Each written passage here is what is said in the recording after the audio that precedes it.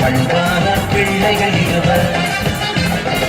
ஏராள செல்வம் வீட்டிலே, தாராள விளைச்சல் காட்டிலே. ஏராள செல்வம் வீட்டிலே, தாராள விளைச்சல் காட்டிலே. அன்பான தந்தை ஒருவர், அவருக்கு பண்பான பிள்ளைகள் இருவர். அன்பான தந்தை ஒருவர், அவருக்கு பண்பான பிள்ளைகள் இருவர்.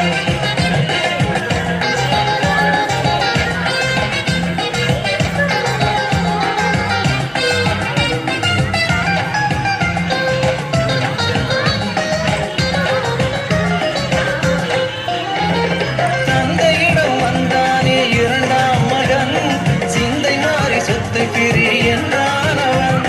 கேட்டபடி சொத்தை பிரித்து கொடுத்தார் தந்தை, கேட்ட விலைக்கு சொத்தை விட்டு சென்றான் பிள்ளை.